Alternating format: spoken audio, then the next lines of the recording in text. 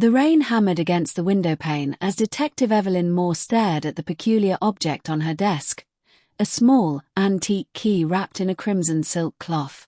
It had been delivered anonymously that morning, with no note, no sender, and no clue as to what it unlocked. Evelyn's gut told her it was connected to the recent string of disappearances in Blackwood, a town notorious for its dark past. Over the last 3 months, 4 people had vanished without a trace, leaving behind only one cryptic detail. Each of their homes had an identical, hollowed-out book with a cut-out space inside, as if something had been taken or hidden there. She picked up the key and examined it closely. It was old, intricately carved with swirling patterns that seemed almost alive under the dim light of her desk lamp. The initials RL were etched on the bow, and a strange sense of familiarity tugged at Evelyn's mind. "You look like you've seen a ghost," said her partner, Detective Jake Collins, stepping into the office. "This key showed up this morning," Evelyn said, holding it up. "No note. Nothing. But it has to be linked to the Blackwood disappearances." Jake's brows furrowed. "Think it fits the books we've been finding?" "Only one way to find out," she replied, grabbing her coat. They drove to the latest victim's house, a Victorian-style manor on the outskirts of town. The house loomed in the rain, its silhouette jagged against the stormy sky.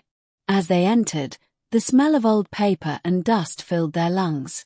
The eerie silence was broken only by the creak of the wooden floorboards under their feet.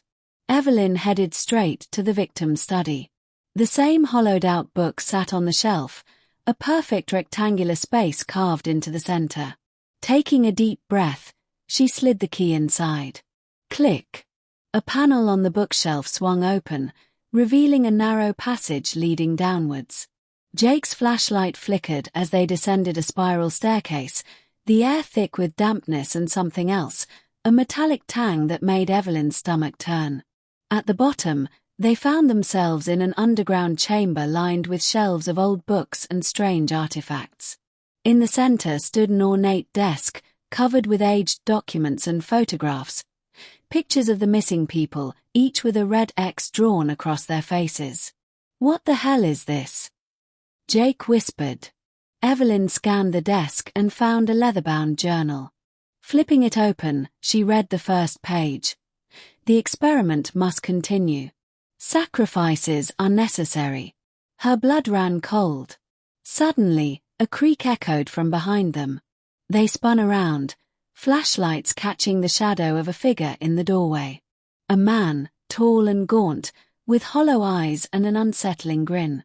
"Detectives," he rasped, stepping forward. "You're too late." Before they could react, the lights cut out. Evelyn fumbled for her gun, but the figure moved with unnerving speed. A sharp sting pricked her neck, and the world tilted sideways.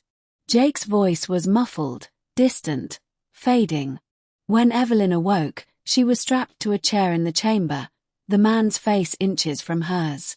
"You've stumbled upon something ancient, something beyond comprehension," he whispered, his breath cold against her skin.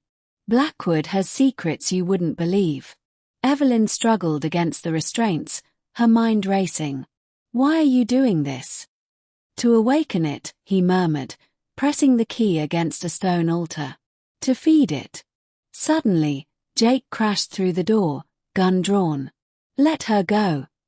The man turned, sneering, but Evelyn seized the moment, breaking free and grabbing the key. As it slipped from the altar, a deafening roar echoed through the chamber, and the walls began to tremble. "Run!" Evelyn screamed.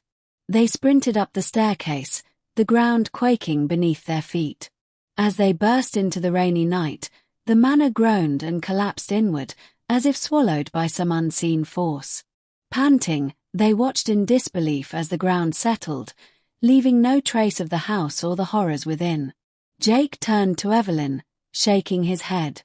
"What the hell just happened?" Evelyn held up the key, now cold and lifeless.